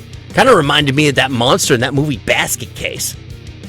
My anger was a lot stronger than my fear. This fucker hurt my noodles. I don't know what the hell I was thinking, but I charged it, yelling like a damn banshee. I tried to kick it in the face, but it swatted me aside like I was nothing. Sending me into the wall, knocking off a bunch of my stuff, I landed right on my face. Trying to get back up off the floor, this fat undead son of a bitch belly bumped me to my back. I tried to backpedal on my elbows to get away from this damn thing, but it was on me in a frickin' instant, man. The strength of this thing was insane. I couldn't get out of its grasp. And that was it. I knew it was the end for me. This jelly eye on me, a mouthful of hard pineapple teeth coming from my face, done in by a Domino's shitty pizza. And then I heard it, like a godsend from the darkness. I hear barking. I hear my noodle dog. As the blob started to turn to the noise, Noodles jumps right on its back, snarling, biting, scratching with a vengeance like I've never seen out of her. The blob knocked her off and she went spilling into the corner, and as my eyes followed her to the corner, I saw my way back into this fight. This thing reared up on me again and spit the words "curse you" in a deep snarl, and as I leaned in, I gave it a piece of the fire extinguisher I had my hand wrapped around. Yeah? Curse this! It dinged off this blob's head and knocked it off of me. Knocked it hard on its back with a big old splat. Yeah, Noodles and I were on our feet, and well, this fucking rotten thing, whatever the hell it was, recovered pretty quickly and started roaring again. We went to town on this pizza bag. Noodles was moving in, running around with this thing, biting it, distracting it, while I pounded the shit out of it with my fire extinguisher. This pizza head was back and forth with us. We got it close to the door, but it was holding its ground good and we weren't hurting it enough. That's when I realized why my arms were getting so tired. My extinguisher was full. I popped the hose off that, and I emptied the whole damn thing into its eye. This blob roared in a high-pitched squeal and said, I took 2 steps forward, and I booted this thing as hard as I could. Its blob of an ass rolled out the door, bounced down the stairs, back into the hole it crawled out of. I was out the door and down the stairs right after it. When on my way out, I grabbed the lighter fluid and a box of matches that were on the back of the stove. While this thing was floundering around in the hole, I sprayed the jerk down and lit it up just like Sam and Dean. Noodle and I spent the rest of the night keeping the fire going until this, whatever the hell it was burnt to ashes. A short time later, I decided I would take a look into the history of this town and the area that I live in. Turns out my meth ninja of an uncle may have been right. There was a brief history of the settlers in the area having good relations with the Indians living here. And as ironic as this might be, the chief of this tribe, I think his name was Chief Eternal Wildfire or some shit like that, or whatever he wanted to be called, like Chief Sitting Disciple or something, ordered the hanging of someone in the village for causing some major fuckery. Color me surprised. But that's the story. I lived it. I don't even know if I believe it. But I live in Maine, and everything is strange around in this state. I guess this just goes along with all the poltergeist stories and all the Sam Squanch sightings. Although, every time there's a full moon, my whole backyard glows like it did that night that mutant pizza douchebag came busting through my door. I can't really explain it, but then again, I'm really not gonna try. I got my fire extinguisher refilled, and I'll be ready. Wait, one more thing. A week ago, it was a full moon, and the yard was glowing like it normally does on these nights. On my way to bed, Noodles was at the door growling, so when I looked out into the yard, there were 3 dudes standing there, right at the spot I filled the hole in after burning Rosemary's fucking baby. These were the 3 strangest dudes I have ever seen. A red skinny looking little dweeb, a dude that looked like he stepped right out of a Mortal Kombat game, and the guy standing with him, he had the tallest crew cut I think I've ever seen. I wasn't having this shit. I grabbed my extinguisher and I headed out to the door. Hey, Sub-Zero, Red, and Captain Flat Top, what the hell are you doing in my yacht? The 3 of them were looking at each other for a moment, and then one of them spoke up. We'd like a word.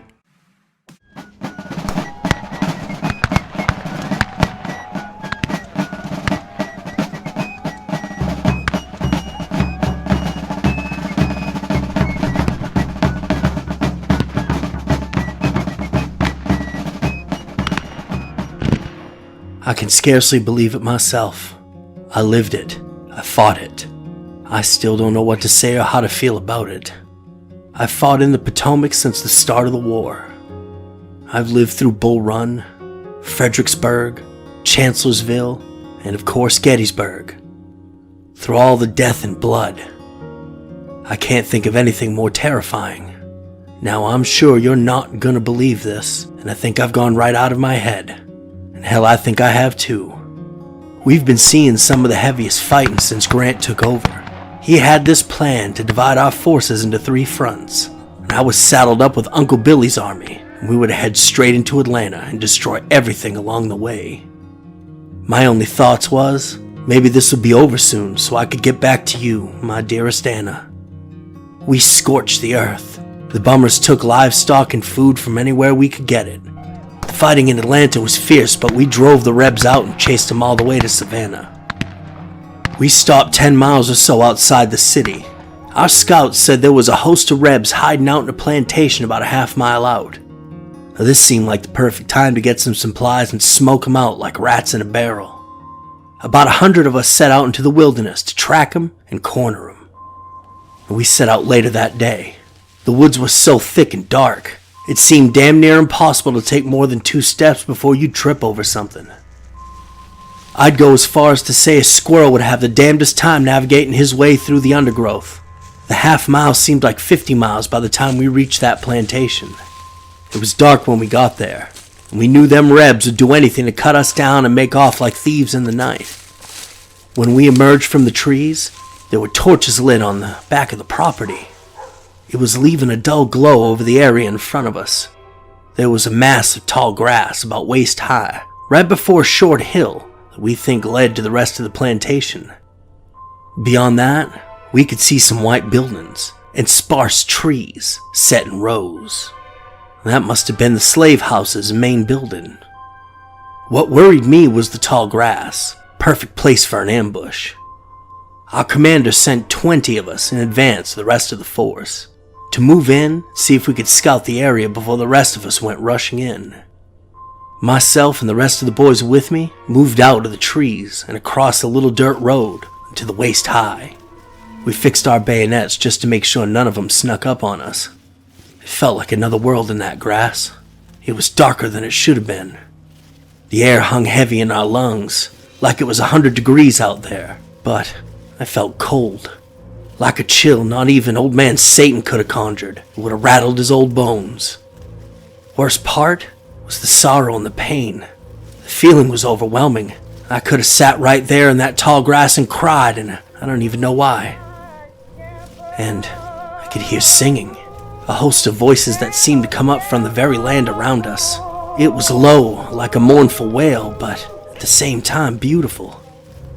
I looked at Jimmy next to me, and I asked him, "Do you hear that?" He didn't respond. He didn't even look at me. He was looking forward, his eyes fixed on something just ahead of us. And when I followed where he was looking, I saw it. The blood drained right from my body, and I imagined I looked just like a ghost, just like he did. There were eyes peering out of the grass, blood-red eyes. They looked at us like some kind of primal beast. Then they narrowed and streaked right at us. All I saw was a misty blur. Jimmy fired his musket right at it, point blank, but it never slowed. It cut him down and he fell below the grass. 2, 3, 4 men got pulled under the grass. The screaming and the gurgling will stick in my head forever. I'll hear it in my nightmares till I die. The rest of our group turned and ran for the trees. Problem was, you couldn't see the trees. There was a thick white fog blocking the way like some ominous wall, but it didn't stop them from running into it. That's when I saw him again. Big red eyes, moving through the grass slowly, right at me. I dropped my gun and I ran to the hill. I've never felt the fear of the devil himself like that before. When I reached the top of that grassy hill, I stopped dead in my tracks. There was torches lighting up the area in front of 2 small white shacks, and at least 150 dead rebels. They were torn apart. It was a carnage only matched like what I saw at Fredericksburg. Those of them that had faces were etched in the most horrifying screams I had ever had the displeasure of seeing. I dropped down to my knees. I couldn't move, couldn't breathe. That's when I heard a heavy breathing behind me, what sounded like the rattle of chains.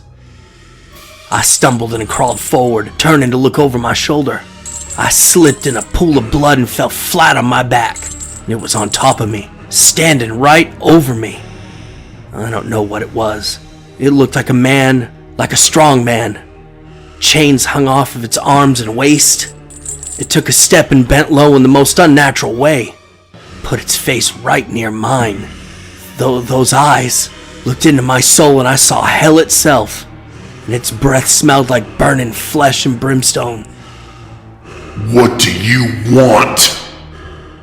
It asked in a low, distorted voice. What do you It kept asking over and over and getting louder and louder. want? I came here to kill them rebs! I screamed. The roar that came from its mouth, I'm not even sure that it had one. For all the firelight, it was shrouded in shadow. I closed my eyes and waited for my ruination. I woke up the next morning.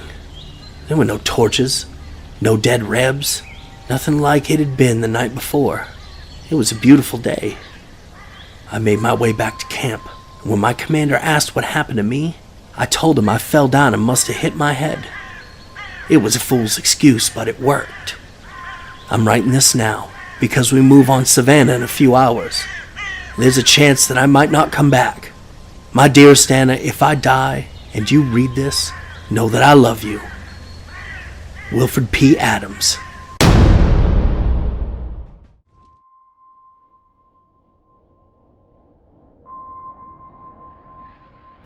The warning signs of life are all around us, but so often in our arrogance, we choose to ignore them. My name is Melissa. This happened to me in my last semester of law school.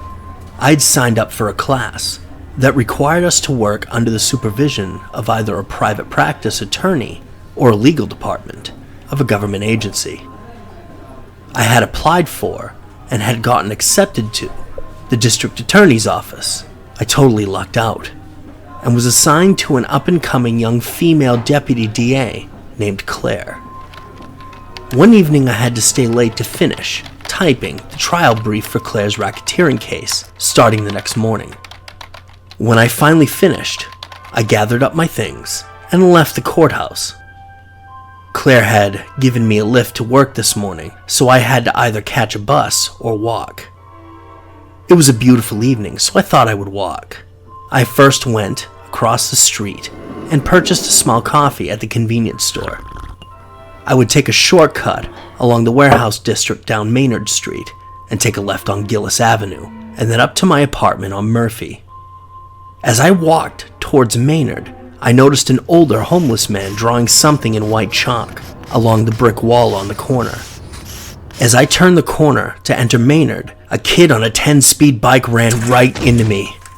My coffee flew out of my hands and spilled all over the place. I fell hard on the concrete and rolled. The kid did not stop, and all I heard him say was sorry.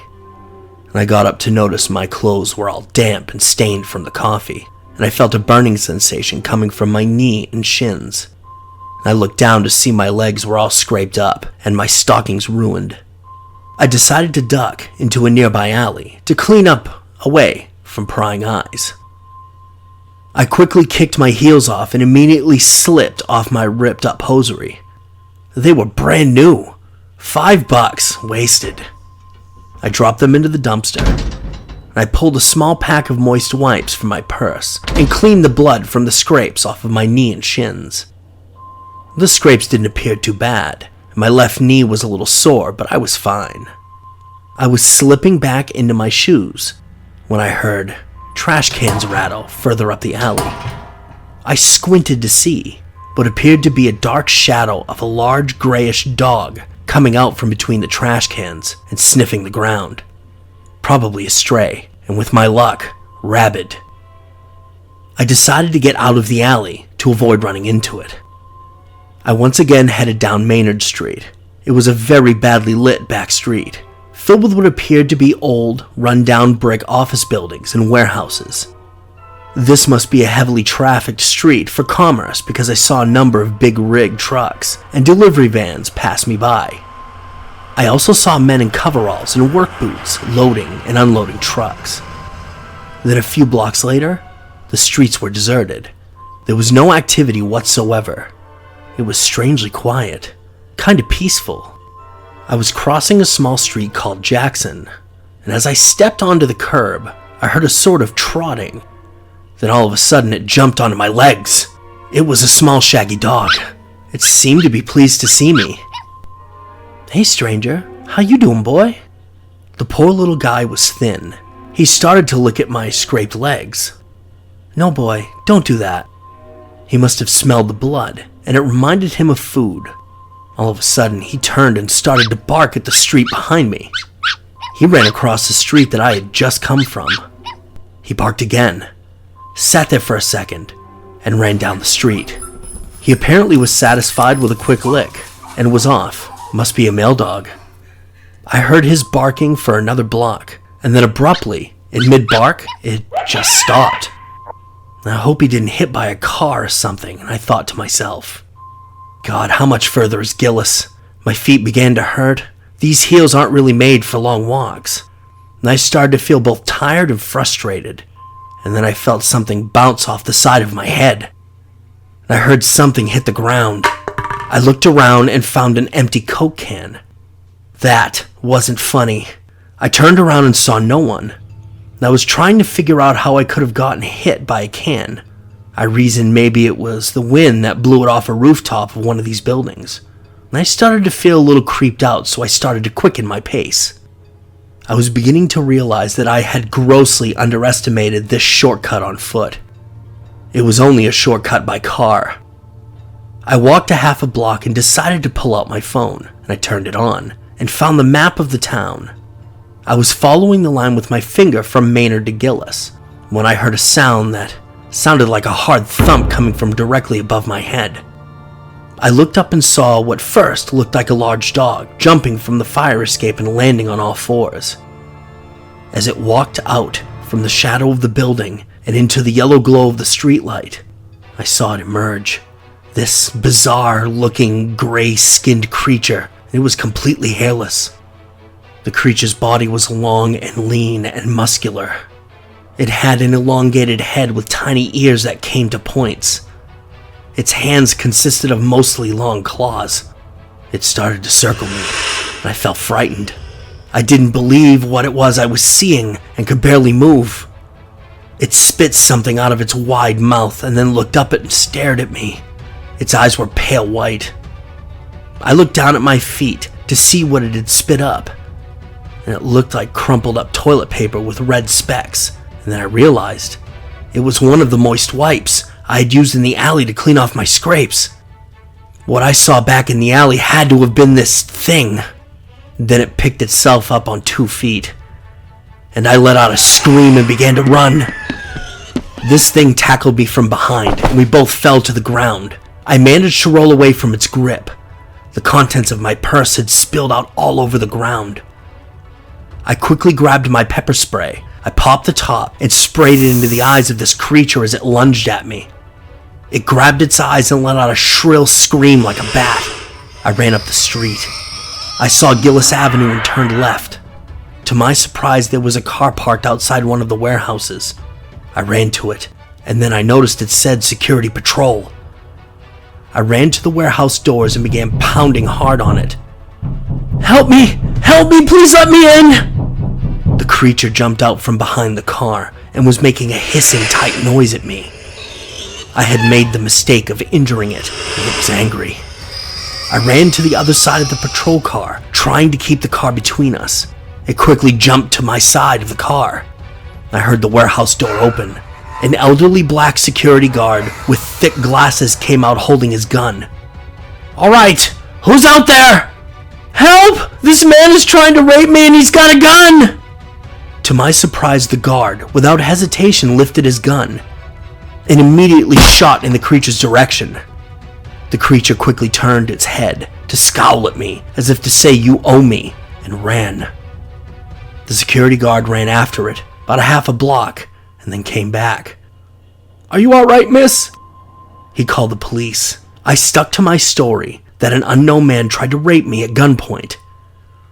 I was not dumb enough to try to tell them the truth that would get me locked up on a 72-hour psychiatric hold at the state hospital. The police were transporting me back to the station by the courthouse to take my statement.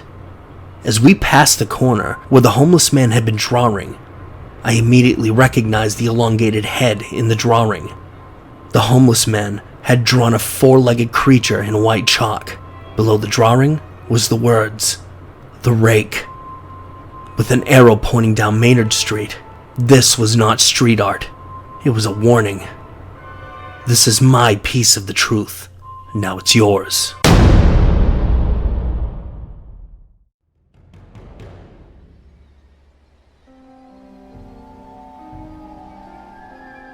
Recently, I've been having a tough time. I've always been somewhat depressed, and the past few years with COVID have not been my best. I failed university. I lost an opportunity to work at my dream job. And my current work is in food service, so not exactly the healthiest environment. As such, I've started to take antidepressants. They've worked wonders for me. And while I still get that odd day where I can't get out of bed, I'm managing to slowly put my mental health in a better place. The one issue I had was that once I started taking my medication, I stopped dreaming. This was the case until a month ago, when I woke up suddenly from a very vivid nightmare. It seemed like nothing special at the time. A standard nightmare of being lost at sea and struggling to stay afloat. I'm generally not scared of the ocean, so it's weird that I would have this type of nightmare. Anyway, I thought nothing of it and went about my day as usual. Shower, get dressed, go to work, have customers yell at me for orders I didn't prepare, and stay late with no overtime pay because my manager couldn't be asked to clean the kitchen. You know, standard minimum wage BS. I came home and crashed on my sofa. I was too tired to even make myself dinner and drifted off to sleep. But it happened again. My drowning nightmare returned. It was longer this time. Where before I had woken up, still above water, this time I started to sink. Still clamoring for the surface and grabbing breaths of air when I could. When I startled awake, I was on the floor, having obviously moved about in my sleep. But that wasn't the weird thing. What really freaked me out was the slight taste of sea salt in my mouth. Nothing overpowering, but definitely strange considering not having had dinner. Stupidly, I tried to put it to the back of my mind and just try to continue as usual. A week passed with similar results. Every night I would go to sleep only to wake up earlier and earlier. Each time the nightmare getting worse and worse, to the point where, even while asleep, I could feel the water entering my lungs. I'd wake up to the same taste of sea salt, and my arms and legs begin to feel stiff as I'd been treading water for hours. Freaking out, I called everyone I knew who would give a damn. My doctor told me it could be a side effect of my medication, but the symptoms were so obscure that it could be anything. My therapist talked me through the dream, but was just stumped. My parents eventually told me to move back with them so they could keep an eye on me, but stupidly, I declined. From then on, I was terrified of going to sleep and tried to stay awake for longer and longer periods of time. Every time I did sleep, the nightmare got worse and worse. It all felt so real. The terror of looking across the sea and seeing nothing but gentle waves as far as the eye could see. The freezing cold of the deep ocean gave me goosebumps, even when I slept with my heating on full blast and wrapped up in blankets. Physical changes started occurring too. I would gasp awake only to see my hands look shriveled, like I'd been soaking in the bath for too long. It spread to my feet as well, and even if I had washed before bed, my hair felt greasy or slightly damp. I couldn't tell if it was in my head. Maybe it was an evolution of my depression, just a kooky side effect of my medication, or maybe I was just plain mad. Eventually, I stopped taking my antidepressants altogether. I think I must have quadrupled the number of coffees and Red Bulls I drank in a day. I was a ghoul. I hadn't slept in a week. When my worst and final nightmare came, I lost my job. People would say I looked and smelt like death. I couldn't focus on the most mundane of tasks, and every time I closed my eyes, all I could see was the ocean. I was a mess, holed up in my apartment, desperately trying to do anything and everything to keep myself awake. But I couldn't last forever. and eventually I passed out on the floor. I'm not a good writer, and never have been, but I doubt Lovecraft could describe the pure dread and horror that was my long overdue nightmare.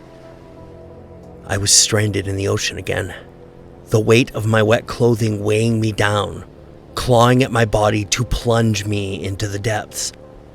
I tried to stay afloat, but every movement of my limbs was pure agony.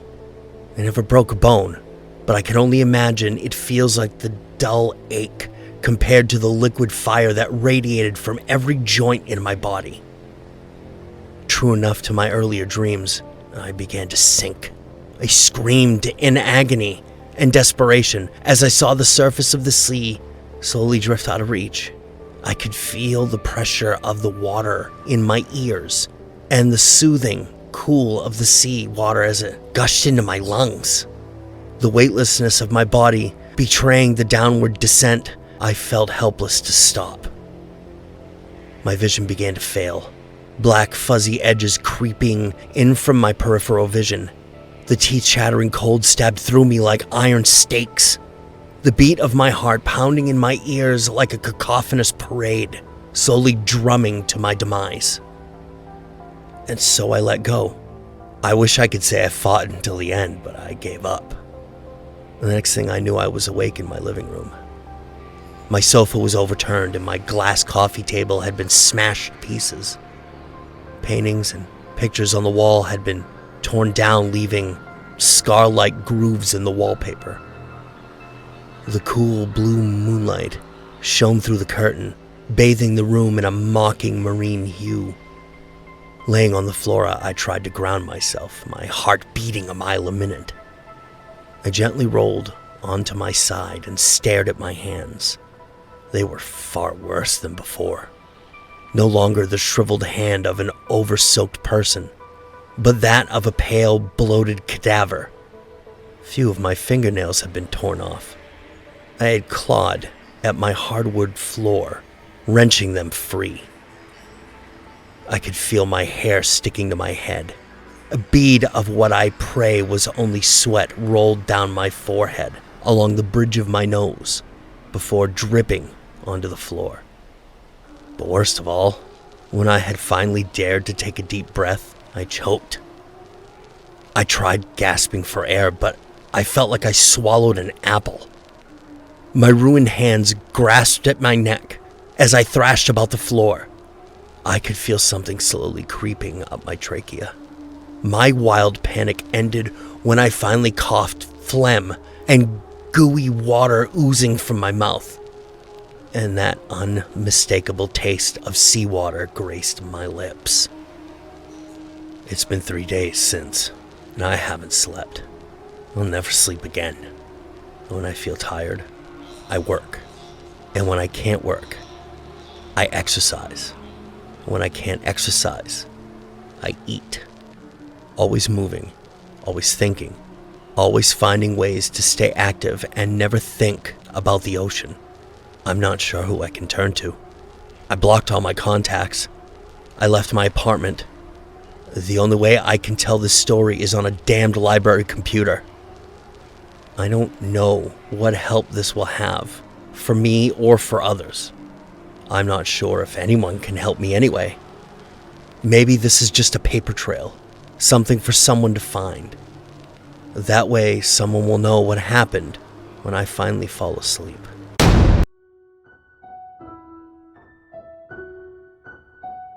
During my mid-teens, my friends and I were in the habit of going ice skating on Friday nights, preferring to take the train into town and then walk the 5 kilometers or so to the ice rink if the weather was nice and the mood took us. Or if the weather was bad, or we were late getting off at the stop just before the city and walking through an inherently creepy, chilly, damp underpass to the main road and heading up that way. My parents were not fond of me taking the train at night, till one day they finally relented on the proviso that I stick with the group and get picked up from the station when they were finished. After this incident, I'm not sure how good of an idea that was. It was 2002, and I was 15, It was Friday night, and as usual we were all headed to the skating rink. Since we were running a little late, we decided to just get off at an earlier stop and use the underpass. The underpass had its usual creepy vibe, and featuring some smelly, discarded clothes this time. I checked my phone for the time, and I noticed that I had no reception, and neither does anyone else. One of the guys gets a little spooked and starts whistling, and one of the girls tells him to stop. It's bad luck to whistle at night, and we don't want that bad juju. He asked what kind of bad juju whistling at night could bring, and she tells him he doesn't want to know, and then it's onwards to the ice rink. A good time was had there by all, till I'm overcome with the urge to go home and get some sleep. I say goodbye, exit the rink, and make my way to the train station. It's warmish for a southern winter night, no wind, and everything is illuminated by the moon. As I approach the underpass, I notice what appears to be a woman wearing a hat and coat we'd seen discarded before passing through. I can see the rise and fall of her chest as I slip past, slightly disappointed. I didn't have anything to leave her. So I go and sit under the lights at the train station and try to call my mother to let her know I'll be on my way home. But my phone wouldn't connect the call. Well, I'm near civilization, in a well-lit place, so I'm not too worried at this point, until I noticed the lady I'd passed in the underpass was now lying on the train tracks, still with her back to me, as though she'd moved locations, but not position at all. I pressed the info post for the trains next time, and hear that the last train had already left for the night. Well, at least no one will be getting run over by the train here tonight, right? Excuse me, are you okay? I yell out to her. No reply. But she does rise to her feet and start walking down the tracks away from town. By this point I'm starting to worry, because I know a train headed the opposite way will be due along the line, and I don't want to just leave her out here to get run over. So I start to follow her along the platform for maybe 5 minutes until I hear a train coming and I start screaming. Look out, get off the tracks, there's a train coming! But she just keeps walking at the same pace. When the train is about to hit, I shut my eyes and I hear a hideous shrieking sound like nothing I've ever heard before. This is how I imagine a banshee being disemboweled would scream. I look back from the direction I'd come, and the train just passes and stops at its station like normal. No passengers get on or off. No sounds of panic or horror, or any of the normal commotion if a person had just been hit by a train. Now the tracks are clear, and I jump off the platform and inspect the site. There's no signs of blood or scraps of material or anything to indicate a person was there, let alone hit by several tons of metal. I check my phone again, and still have no reception. I'm starting to get really uncomfortable now, and I look around. There she is, standing on the tracks, facing away from me, not moving a muscle, just standing there. I walk over and she walks away from me. I increase my pace, and she doesn't, but somehow she still stays the same distance away from me. So now my lizard brain is telling me something is really, really wrong, and it's time for me to leave. Just as I go to leave the tracks, she, or it, stops and slowly turns around. Not with foot movement like a normal person, but just pivoting, frozen in place. An arm slowly raised and pointed at me, and then her head snapped up so I could see the face. The best description I can give is sort of like a Babadook, with the unusually wide mouth but closed in a smirk, pure black eyes, curly hair, and darker skin. At this point I screamed and it just winked out of existence. Straight away my phone started ringing and it was my mother. She'd been trying to call me for the past 3 hours or so when she'd gotten to the station near our house and I wasn't there, but hadn't been able to get through.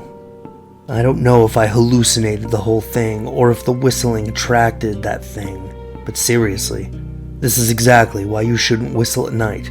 You never know who or what will hear you.